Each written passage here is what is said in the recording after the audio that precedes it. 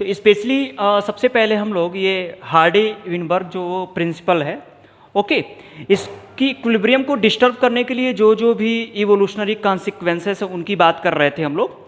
इसमें सबसे पहला बेटा आप लोग देख सकते हो, ये है आपका म्यूटेशन थियरी। म्यूटेशन थियरी को आपको याद रखना पड़ेगा, स्पेशली ह्यूगो डी व्रिज नाम के साइंटिस्ट ने स्पेशली प्रपोज किया था। ठीक है, ये टॉपिक मैं पहले भी आपको बता चुका हूँ, रफली एक बार बता देता हूँ। देखो भाई, म्यूटेशन थियरी ये कहती है कि म्यूटेशन जो है वो आपके इन्वायरमेंट में एक बिग पॉपुलेशन में रैंडमली होता रहता है। Mutation found in a big population at random type, तो ये रैंडमली होता रहता है, मेरे प्रीवियस लेक्चर में आप देख सकते हो। इसके अलावा म्यूटेशन थ्योरी दूसरी बात भी कहती है कि म्यूटेशन हेरिटेबल है। हेरिटेबल मीन्स कि ये आगे की तरफ बढ़ता रहता है, ठीक है ना।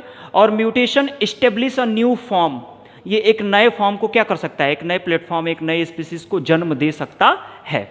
इसके अलावा तीसरी बात इन्होंने कहा कि म्यूटेशन जो है वो एक बिगर पॉपुलेशन पे स्पेशली देखने को मिलता है। म्यूटेशन कहाँ मिलता है, एक बिग पॉपुलेशन पे मिलता है, ठीक है ना।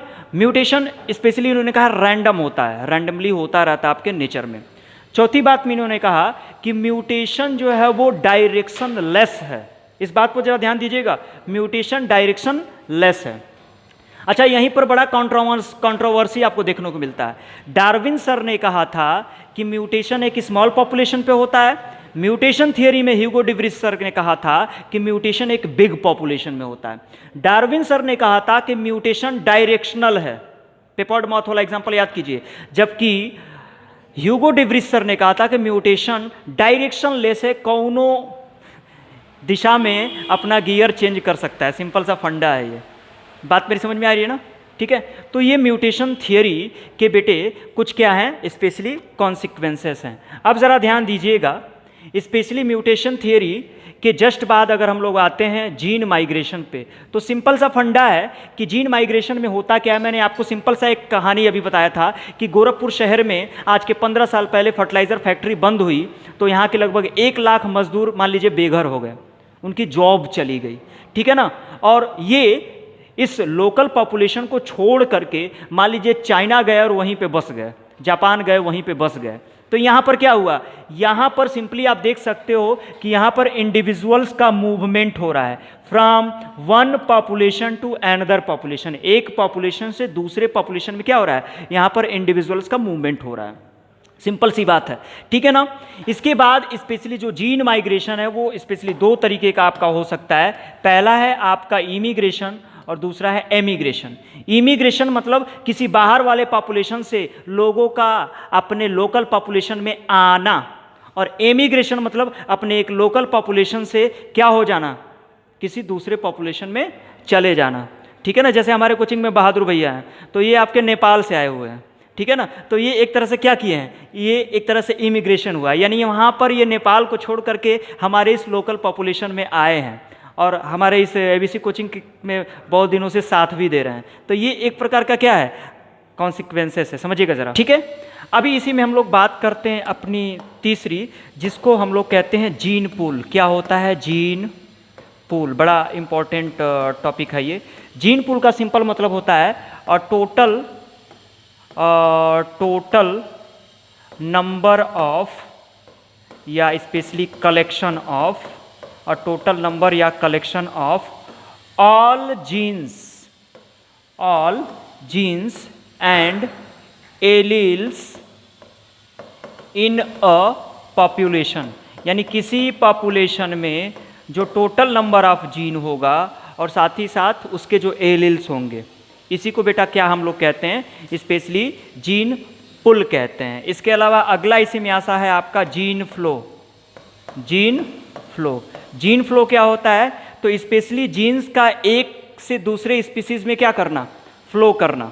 जीन्स का एक स्पीसीज से दूसरे स्पीसीज में क्या करना, स्पेशली फ्लो करना, क्या कहलाता है, जीन फ्लो कहलाता है। यानी कि एक्सचेंज ऑफ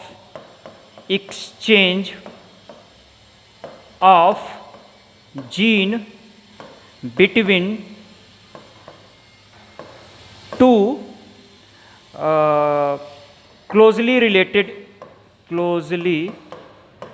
related स्पीसीज या नॉर्मली अलग स्पीसीज के बीच भी, ठीक है ना। तो इसी को क्या बोलते हैं हम लोग, स्पेशली जीन फ्लो के मीन्स कह सकते हैं exchange of genes between two different population भी कह सकते हैं आप, टू डिफरेंट पॉपुलेशन, यानी exchange of gene between two different population. तो ये भी वर्ड हम लोग यूज कर सकते हैं, exchange of genes between two different population, दो डिफरेंट पॉपुलेशन के बीच जो जीन का एक्सचेंजेशन होता है बेटा, इसी को क्या बोलते हैं हम लोग, स्पेशली जीन फ्लो बोलते हैं। तो स्पेशली मैंने जीन माइग्रेशन में आपको movement of individuals, immigration, emigration, gene pool और स्पेशली जीन फ्लो का जिक्र किया है।